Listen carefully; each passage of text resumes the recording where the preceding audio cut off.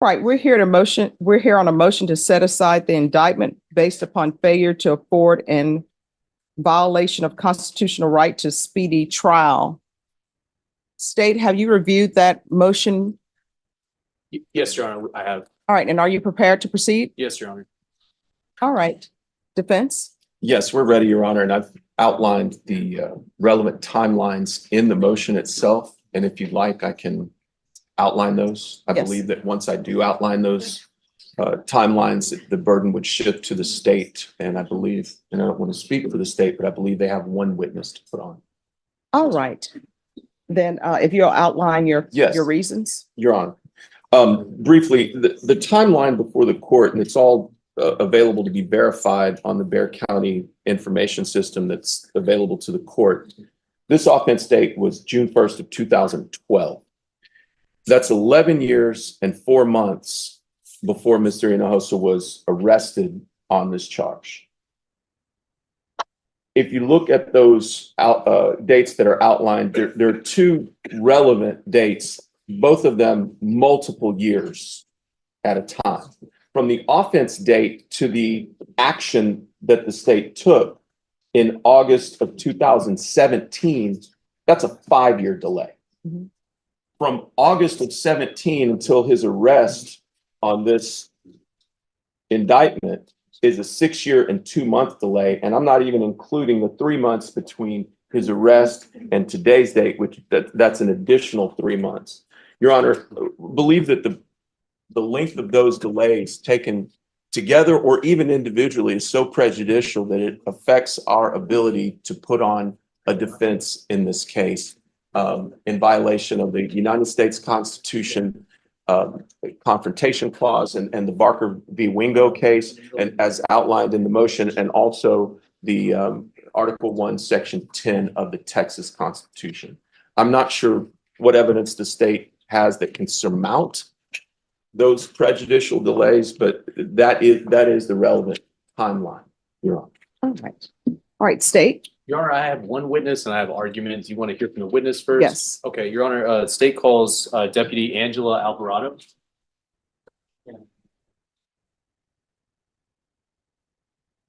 So. All right, if you move this way. Oh, sure. Come over here. Right in the middle, Judge? Yes, thank you. Is that okay if I'm right here, Judge? Yes. Okay. Can you raise your right hand for me, please? Yes, Do you solemnly swear affirm the testimony you give will be the truth and nothing but the truth, so help you God? Yes, ma'am. All right, you can lower your hand, state your name for the record. Deputy Angela Alvarado. All right. So everyone, you all need to whisper. If you can't whisper, then you need to confer outside. All right, state. Hi, Deputy. So did you attempt to make service of a warrant in this case? Yes, sir. It And- looks like the first attempt was January 23rd of 2019. Okay, and then did you attempt to serve that warrant on another date as well? 2 days later, sir. Okay, and so on January 23rd, 2019, where did you go to serve the warrant? The address I have, Okay, and did you have any interaction with anybody there? I noted that I spoke with the uncle. And but were you able to serve the warrant on the defendant, Mr. Hinojosa, at the time? No, I was advised that he didn't live at that location. Okay, and so what happened a couple days later on January 25th, 2019? I went to a secondary address on that date, his work address. Okay, and were you able to serve the warrant on that date? No, sir. I was advised that he used to work there, but quit the year before. Okay, and did you try to serve the warrant before 2019 in 2017? No, sir, that would not be me. Okay, that was a different deputy. Right. So you were unable to serve the warrant on Tristan Hinojosa, but you attempted to serve it on January 23rd, 2019 and January 25th of 2019. Yes, sir. Okay, I pass the witness, Your Honor. All right, defense. Your activity in this case is limited to those 2 days in 2019, correct? Correct.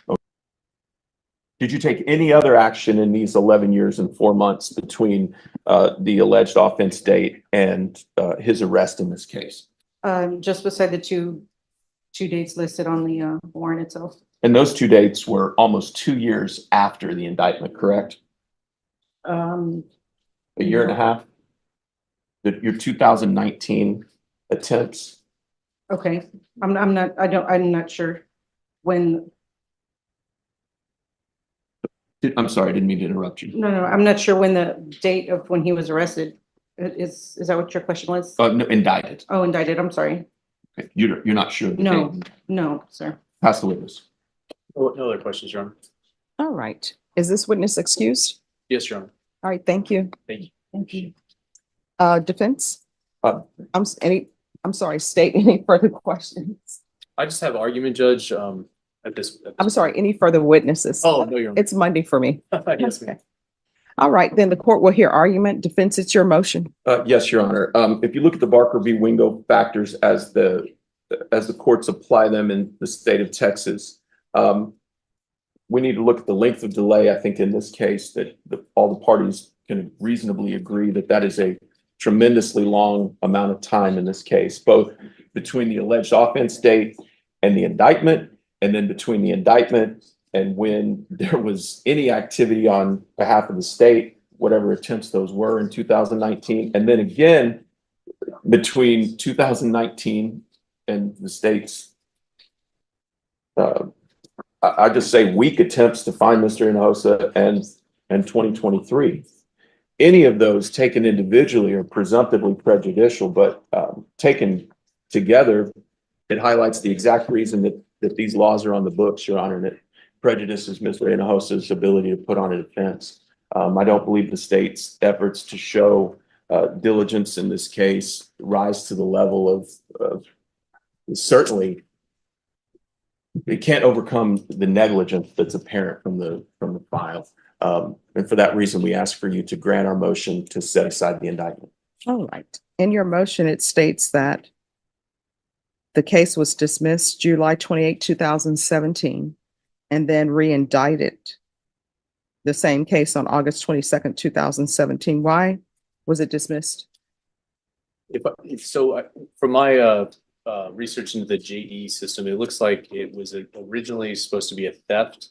And the statute of limitations would have run on the theft by the date that it was the case was received from law enforcement by the DA's office.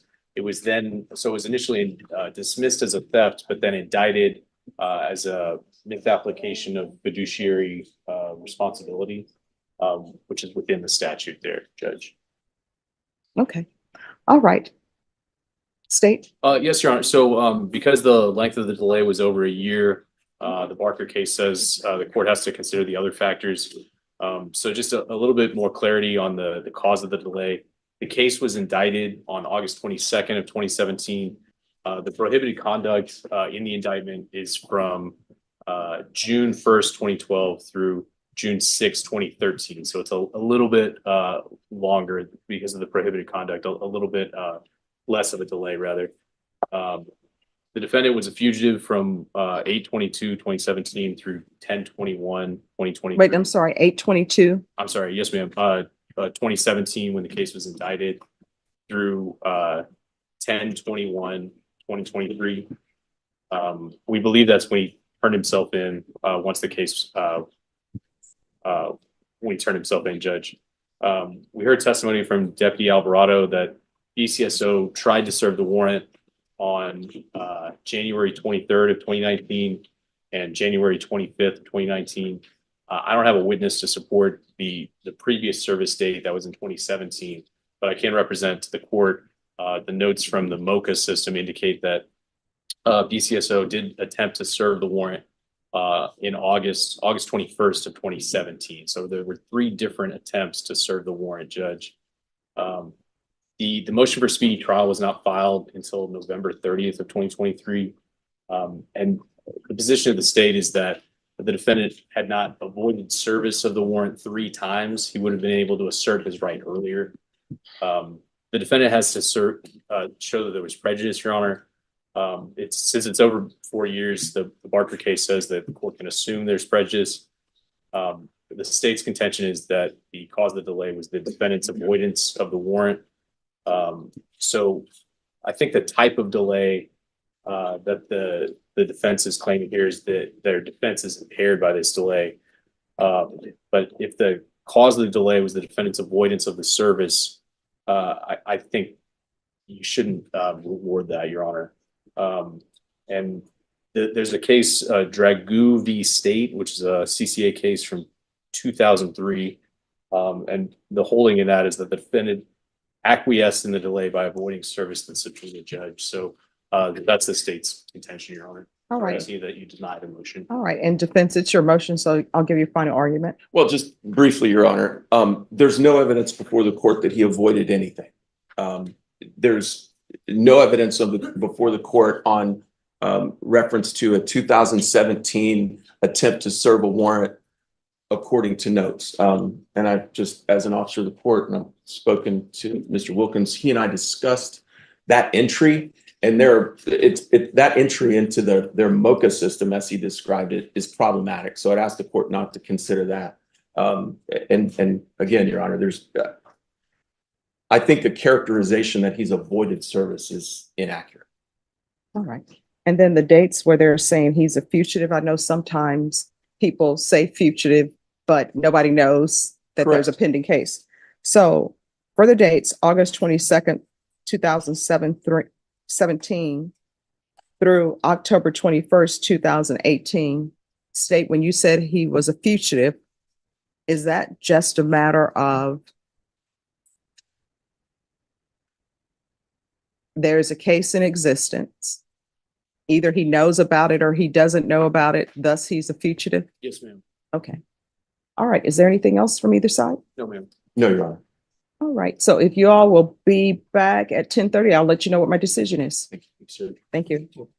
The court is back on the record in 2017, CR 9236, State of Texas versus Tristan Hinojosa. Can our parties re-announce for the record for the state? Hank Wilkins for the state, Your Honor. Defense. Sam Locke for Mr. Hinojosa. And are you Mr. Hinojosa? Yes, Your Honor. All right. So to both parties, I heard both parties' arguments. I always try to internalize everything. And I understand that in this case, there are probably complainants that are owed restitution, right? But at the same time, I have to look at the defendant's rights, that complainant's rights to have their restitution or be made whole, or for somebody to try to make them whole.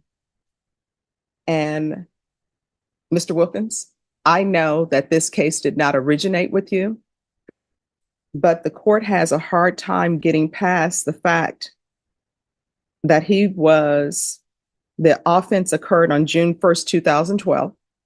Here we are in 2024. He was detained on that offense on June 1st, 2012, according to the defense's motion. Then he was released. Then a grand jury number was assigned in May 26, 2017. Then the case was dismissed July 28, 2017. And I understand the reason for the dismissal was because potentially the statute of limitations had run on the specific offense. But then he was re-indicted on August 22nd, 2017. And then the warrant was issued. The officer testified that she went to what she believed to be his address, spoke to an uncle, not him, and the uncle said he doesn't live here. And it doesn't appear from any witnesses that there was more investigation into his residence. Then the officer said she went to the employment and they said he doesn't work here. And then there seems to be no further investigation into his employment, which it's my belief, because I've had investigators do this before, it's easy to find where somebody's employed at. There's an entire system for people to look on the computer to find out where somebody has been employed. There's an entire system to look to find out where somebody, where their residence is.